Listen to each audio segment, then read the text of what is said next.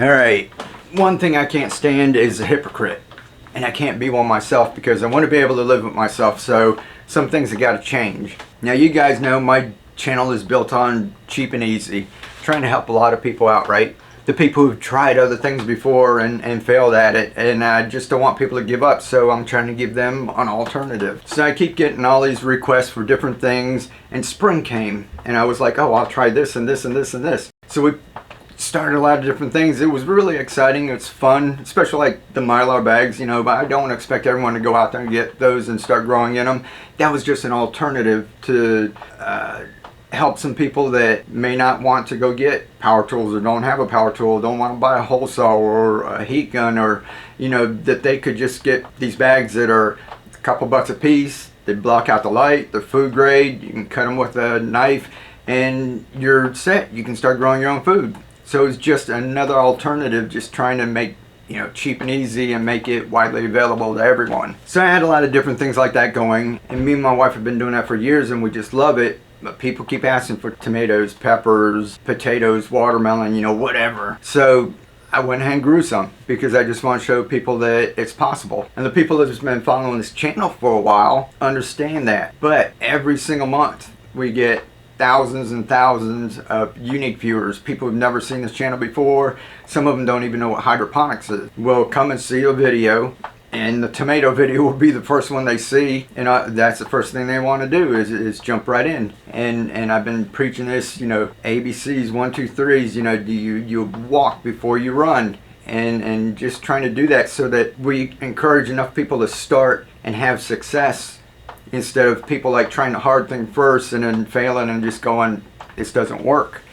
And that's kind of been like my guiding light for the, you know, duration of my channel. Now, when somebody came up and looked at one of my recent videos and made a comment, they saw like a wide angle view that showed a lot of the stuff that we're growing at once, and they were like, wow, that's awesome. I wish I could do that. And that kind of just struck me, because I always wanted people to look at my stuff and go, I can do that. And when they used to say something like that, I would say, you can, it's easy. Right now, if I try to do that, I can't do it with a straight face. And like I said, I don't like being a hypocrite. I don't like lying. You know, it may be easy to some people, but it's not easy to most, because there's a lot of stuff going on, and this is what I'm going to change. Besides your different plants like your squash and tomatoes and that needing a little extra care, everything grows at different rates. Everything uses the nutrient solution at different rates. So you guys know me, I used to be like, oh, nice morning, go get your coffee and listen to the birds, right? Relax, top off some of the containers. Fantastic little morning. And I used to love doing that. But now, with all the different things, using things at different levels, with just the leafy greens, I knew that, you know, it'd be every 3 or 4 days. I wouldn't have to go out there every day. So I'd have like microgreens that I wouldn't have to mess with for a month. So like half my crop out there didn't need any attention. And then the baby greens, I would go over and just know that I had so many containers that I would check those. And it'd be nice and peaceful and easy. But now I've got tomatoes and squash and peppers. You know, they're growing with my leafy greens. Everything's using things at different rates. Even a couple of tomato plants will use the nutrients at different rates. So it's not a question of going out thinking, you know, do I need to refill anything today? It was like every single day is, I know I got to get out there and refill stuff, because the tomatoes, I told you guys to maintain your level, right? If you let it go down and go back up, most likely your plant's going to suffer. So I was maintaining the level, and those things would use about, when they got big and got fruit and they're, you know, starting to ripen up and that, they start to use about 3/4 of a gallon like every single day. So I knew that I had to mess with the tomatoes. Not all of them had the same level, so I had to like sit there and fiddle with all of those. And then I had all of the kale in the Mylar bags going up the wall.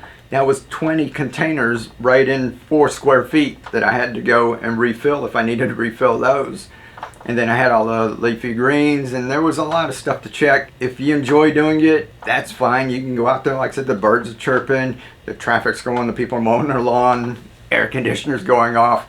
You'd still get out there, have a little peaceful morning, refilling the containers, but it was getting monotonous for me. It was the same thing over and over and over. I go out and have to make nutrient, pour them into here, check this one, pour. And that's one of the reasons why I don't check the pH and I don't check my EH and everything, is that I don't want to get in the monotony of having to do that all the time, is check stuff and adjust stuff and check and just do it over and over. It becomes boring to me. So if you enjoy doing that kind of stuff, there's some people out there, you know, they can have everything on a flow chart and know what to check and what to do, and they love it. That's fine, you know, have at it. That's cool. But as far as I go, and I'm trying to make things cheap and easy for most people, it wasn't easy anymore, and it wasn't fun. So what I'm thinking, the tomatoes are going. It's the second crop. I put cherry tomatoes up. The other ones, the Roma tomatoes, the celebrities, they were good. They were still in good condition. I got a bunch of green tomatoes off of there when I harvested it, and there was still a bunch of blossoms. It would have kept going and going. But I wanted to try something else, the cherry tomatoes. So I took those down and put those up because I just wanted to get through this fast and just show you guys. Once you saw that it had fruit and it ripened up, it's possible. Then I took the plant down. If I just wanted tomatoes, I would have just left it up and just left it kept growing. But then I wanted to grow cherry tomatoes because somebody kept asking about that. And I figured I'd put a couple of those in and try to grow that real quick and then get it out of the way so that I can get back to my leafy greens and the kale. And there's a reason why for that. But I threw in the tomatoes, the cherry tomatoes, and they are indeterminate. The Roma tomatoes were determinate plants. They only grew so tall, bushed out, had a bunch of fruit on it. Then I got cherry tomatoes, and they were indeterminate, and in no time they're up to the roof, right? And I know that some people say you can top them off, or you can let the string down, and then you got to prune the bottom, and just all this other stuff, all this extra work on top of the other stuff I was already doing. So like I said, if you're into that and you love it, have at it. Me, I wasn't having fun. I was just, you know, it was just extra work. It was just an extra bother besides having to check the nutrient solution and doing that. So I got to the point where hydroponics, that was cheap and easy, and it was a lot easier than traditional gardening. All of a sudden I was thinking it might be nice just to get out there and to just water your garden and be done with it for the day. So there's little pros and cons to everything, and I think it depends on the size and scope of what you're doing and what you want to grow. So I just want everyone to know, if you want to get into tomatoes and peppers and all of that, if you don't have space for a traditional garden, if you don't have the right soil and you don't want to get a tiller and you don't want to do all of the work that goes into a traditional garden, then it's possible. It just takes a little bit more work. So the tomatoes are going, and I'm going to be putting kale up there, and I'm doing it right now. I could let it go, but I've got a bunch of kale sprout. They're baby greens right now, and they need to be transferred into bigger containers. I have no more containers because they're all filled with tomatoes everywhere. So it's either go buy more and more containers and make this beast get even bigger, or I take out the tomatoes and put my kale back over there. So I want to get it back to where when people see it, they go, I can do that. And if they have questions about it, I can tell them it's easy. I can tell you how. I don't want to have a little caveat like, yeah, it's easy, but if you have too much, or but if you're going to do tomatoes, but if you're going to do squash. I want to just say this system right here, the continuous harvest system, is cheap and easy. This is how you do it. This is how we do it. So I'm still going to have hydroponics, and I'm just scaling down a little bit. And the other thing Keely wants to do is get back into soil gardening a little bit. And I got a little drip irrigation. I'm gonna go set that up. But the reason why is because I was talking with another person, and they were asking about hydroponics. They do a little bit of both hydroponics and traditional gardening, and they're asking why I don't say anything about traditional gardening, because they noticed my compost pile, and I do have an herb garden. That I said, well, I'm just focused on doing the hydroponic and teaching people that aspect. He said, why did you start the hydroponics?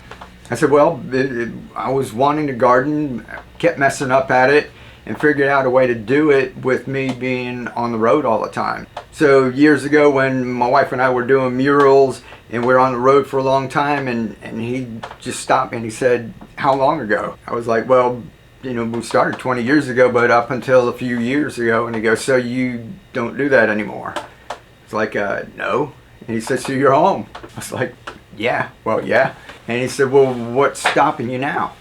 And I said, well, nothing. I just got all the hydroponics here and I'm teaching people and people enjoy it and we're helping a lot of people. And he said, not everyone wants to do hydroponic. And I get that. I've got a lot of it over the years, you know, people coming on and just saying, no, that's not for me and soil this. And I kind of just tuned it out because I was so focused on what I was doing because it was helping people. I want to stay laser focused on that. And he asked, how many people do I think I disenfranchised or turned off, you know, to gardening in general just because I wouldn't listen to them. Maybe they were having trouble with traditional gardening, but that's what they wanted to do. And I just thought, you know, well, there's other channels out there, there's other places for them to see stuff. And he just said, well, if your goal is to teach everyone hydroponics, then that's cool. So if your goal is to teach the world to feed itself, then you should be showing them everything they can do to help them out. And I thought, wow, how many people have I like turned off in the last 7 years? I'm a horrible person. So that got me thinking, you know, I do like gardening and I've been wanting to do it. So you guys have seen me, I grew 100,000 microgreens. I did a cover crop on a little spot, and then I actually put down my sacrificial plants in there. So I'm thinking maybe I can do a little bit of both. So we're going to be testing some things out, and I still want this to be cheap and easy. So I don't want to be getting a tiller and tilling up the whole backyard and making a huge garden or doing anything that's going to take a lot of work. I want to focus on cheap and easy to help people like the little bottle gardens and stuff that I saw. And I'm really leaning towards like the no-dig gardening, and that's why I got a little bit of irrigation. We're gonna set up a couple of lines. My wife has her little strawberry patch. We might replant that. We might do something else. So we're kind of going through the motions right now. Don't worry, there's still going to be hydroponics, but I'm trying to figure out what I want to do in the backyard. But I just want to get my hands dirty again. And it's been years, and like I said, I've just been so focused on the hydroponics that, you know, maybe it's time to try something a little different. Maybe it'll be fun, and maybe I'll get back out there and have fun. So I'm still gonna have the continuous harvest system, the hydroponics, and I'm gonna get that to one section, get that going again like a well-oiled machine to where I'm just enjoying it and having fun and doing it, and it's cheap and easy. And then we're going to start some soil gardening in that too. And I've been watching a couple. He was on Epic Gardening the other day, the Spicy Mustache. And he got me encouraged and inspired because he's in London. So the weather's not the greatest. And he has a tiny space. He's in the city, like I'm in the city. And small, tiny yard, and he's got a lot of stuff growing. And he doesn't even have a water spigot out there. So they have to run a hose from their kitchen to fill up their tanks of water, and then he hand water stuff. So just stuff like that on a small scale, that they're growing lots of food. That stuff that people, if he's doing it in the city, that lots of people could do it anywhere. We're going to try different things, and I'm excited about it. I hope you guys are too.